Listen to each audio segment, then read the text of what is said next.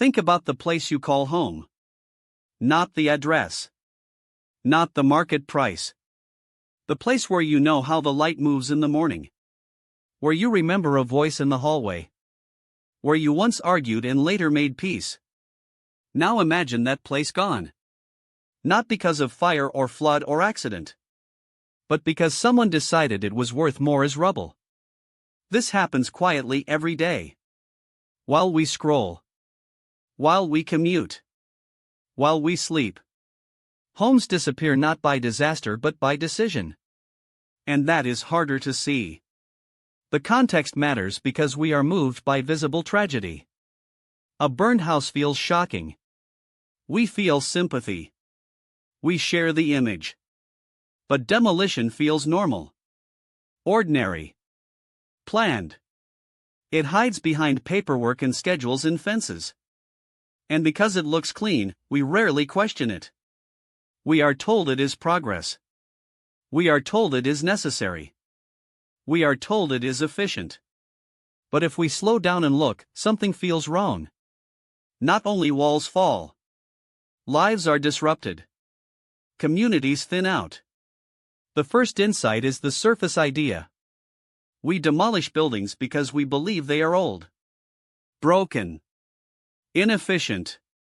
We are told renovation is too hard. Too slow. Too expensive. New seems easier. New seems better. This belief is repeated so often that it feels natural. Like gravity. But it is not true. Most buildings are not broken. They still stand. They still shelter. They still hold warmth. They still carry energy stored in their walls.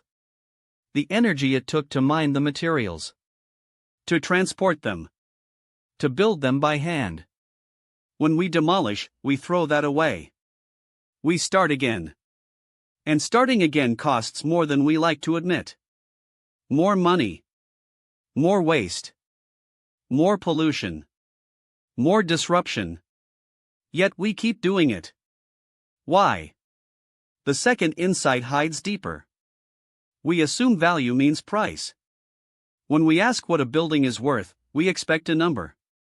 Square meters. Location. Market potential. This way of thinking feels objective. Clean. Professional. But it is incomplete. Price is what someone will pay. Value is what something holds. And those are not the same. A home holds memories. Routines. Relationships. It holds care. It holds time. It holds a sense of belonging that cannot be moved easily. None of this appears on a spreadsheet. So it is ignored. When value is reduced to price, demolition becomes logical. Cold but logical. Clear the land. Build higher. Sell more. Profit grows. The system rewards this thinking. It teaches us to replace instead of repair. To erase instead of adapt. To see buildings like old appliances. If they are not new, discard them. The third insight is the structural pattern that keeps this cycle alive. After a time of crisis, systems are built for speed. After war, Europe needed homes fast.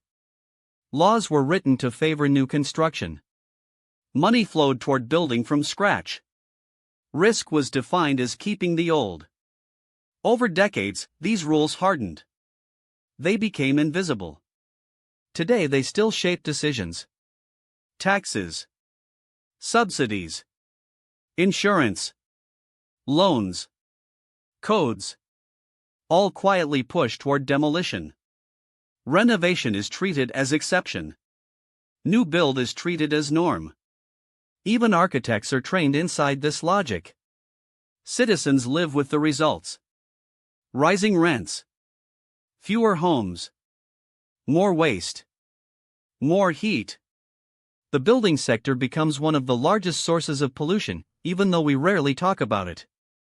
We argue about flights. About plastic bags. But buildings stand silently emitting more than both. This leads to a reframing. What if the problem is not buildings, but the way we measure value? What if the real innovation is not building more, but seeing what already exists differently? Europe is already built. That is not a limitation. It is an opportunity. Every existing building is a resource, a foundation, a starting point. Renovation does not mean freezing the past. It means transforming with care. Adding space. Adding light. Adding dignity. It means working with what is there instead of pretending it has no worth. When renovation is done well, people stay. Communities stay. Energy use drops. Costs drop. Quality of life rises. This is not theory. It is practice. Buildings can be changed without eviction. Homes can grow without erasure. Transformation can happen in weeks instead of years. At lower cost. With less waste. With more generosity. The application to daily life starts with attention. Notice construction sites in your city. Ask what stood there before. Notice how often demolition is accepted without question. When you hear about housing shortages, ask why we remove homes while people need them. When you hear about climate targets, ask why buildings are not central to the conversation. As citizens, we have more power than we think. Laws respond to pressure. Systems change when values change. Supporting renovation means supporting local work. Supporting stability. Supporting lower emissions. It means choosing long-term care over short-term gain. For homeowners, it means seeing potential instead of flaw. For renters, it means asking for protection of place. For planners, it means rewriting rules that reward destruction. For investors, it means learning that profit does not have to mean loss elsewhere. Optional deepening helps us feel this more clearly. A home is not just shelter. It is where identity forms. Where children learn who they are. Where neighbors recognize each other. When homes are erased, trust erodes. People move more. Roots weaken. Cities become spaces of transit instead of belonging. This has a cost that appears years later. In loneliness. In stress. In division. Renovation is not only ecological. It is social. It preserves continuity.